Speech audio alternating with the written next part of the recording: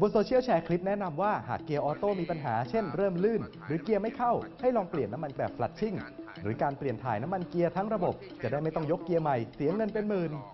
ชัวร์เหรอเรื่องนี้ถ้าจริงก็มีประโยชน์และควรรีบบอกกันครับแต่ก่อนจะแชร์ต่อต้องเช็คให้ถูกชัวร์ศูนย์ชัวร์ก่อนแชร์สำนักข่าวไทยอสมทเดินทางไปสอบถามกับนักทดสอบและผู้เชี่ยวชาญเทคโนโลยียานยนต์ครับการเปลี่ยนน้ำมันทั้งระบบแก้อาการเกียร์ออโต้มีปัญหาได้จริงไหมครับอันนี้ไม่จริงครับการเสียหายของเกียร์อัตโนมัติไม่ว่าจะเป็นอาการกระตุกมีการลื่นภายในชุดเกียร์ใส่เกียร์แล้วรถไม่เลื่อนหรือว่ามีเสียงผิดปกติน้ำมันเกียร์ที่เราถ่ายแบบฟลัชชิ่งไม่สามารถแก้อาการได้ทั้งหมดถ้าเกิดเราเจอว่าเกียร์มีอาการกระตุกหรือว่าลื่นในเบื้องต้นศูนย์บริการมาตรฐานสามารถที่จะตรวจเช็คได้จะไม่ต้องเสียค่าเปลี่ยนถ่ายฟลัชชิ่งน้ำมันเกียร์แบบฟลัชชิ่งต่างจากแบบธรรมดายังไงครับการถ่ายแบบฟลัชชิ่งจะแตกต่างจากการถ่ายธรรมดาก็คือมีการต่อท่อน้ำมันเกียร์ที่จะออกจากตัวเกียร์มาเข้าออยล์คูลเลอร์หรือว่าเป็นระบบภายในชุดเกียร์เป็นการต่อค่อมเพื่อที่จะเอาน้ำมันเกียร์ภายในระบบมาผ่านเครื่องแล้วตัวเครื่องมือก็จะมีปั๊มสร้างแรงดันตัวน้ำมันเกียร์อัตโนมัติใหม่ๆเลยเข้าไปแทนที่เพราะฉะนั้นเนี่ยในระบบของเกียร์อัตโนมัติแต่ละลูกก็จะมีขนาดปริมาณน้ำมันประมาณสัก 7-8 ลิตรในการถ่ายแบบปกติเนี่ยจะใช้วิธีการดูดผ่านท่อที่วัดระดับน้ำมันเกียร์หรือใช้การเปิดอ่างน้ำมันเกียร์แต่การฟลัชชิ่งเนี่ยก็จะทำให้ตัวน้ำมันเกียร์ใหม่เข้าไปดันน้ำมันเกียร์เก่าออกซึ่งก็มีข้อดีตรงที่สามารถถ่ายได้ครบทั้งระบบแต่ว่าปริมาณน้ำมันเกียร์ที่เราจะต้องใช้ก็อาจจะต้องเยอะนิดนึงถ้าระบบของเรามีตัวน้ำมันอยู่ประมาณ7 ลิตรอาจจะต้องใช้น้ำมันเกียร์ในการเปลี่ยนถ่ายประมาณ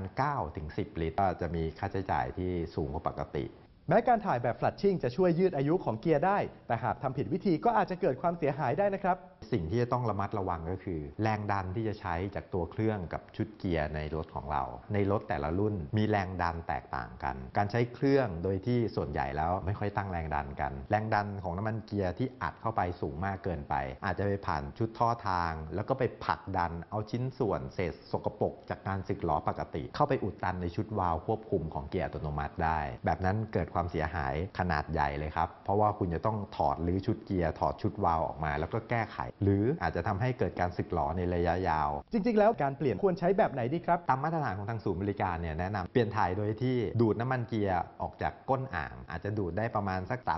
30-40% หรือในรุ่นที่ไม่มีตัวก้านวัดอาจจะต้องเปิดก้นอ่างแบบนั้นเนี่ยจะมีข้อดีตรงที่เปิดออกมาแล้วสามารถที่จะทำความสะอาดเศษสกปรกที่ติดค้างอยู่ที่ก้นอ่างและทำความสะอาดไส้กรองชุดเกียร์ได้ด้วยซึ่งการฟลัชชิ่งเนี่ยไม่สามารถทำได้และในการเปลี่ยนแบบนี้ก็จะไม่มีผลกระทบในเรื่องของการใช้แรงดันและราคาค่าใช้จ่ายในการเปลี่ยนถ่ายในศูนย์บริการก็ประมาณสัก 2,000 กว่าบาทส่วนของการเปลี่ยนโดยวิธีการฟลัชชิ่งถ้าทำได้ถูกต้องและมาตรฐานสามารถทำได้แต่ราคาค่าใช้จ่ายก็จะสูงกว่าซึ่งแนะนำในรถที่ผ่านการใช้งานมายาวนานอย่างระยะประมาณ 80,000 ถึง 100,000 กิโลแล้วดังนั้นสรุปแล้วเรื่องนี้เป็นยังไงครับอันนี้ไม่จริงแล้วมันเกียร์เราเปลี่ยนถ่ายเพื่อดูแลรักษาไม่สามารถที่จะซ่อมแซมเกียร์ที่เสียหายได้ทุกอาการไม่ควรแชร์ต่อดูแลรักษาเครื่องยนต์อย่างถูกวิธีจะช่วยยืดอายุการใช้งานนะครับยังมีอีกหลายเรื่องน่าสงสัยบนสังคมออนไลน์หากได้รับอะไรมาอย่าเพิ่งแชร์ต่อร่วมตรวจสอบไปด้วยกันกับ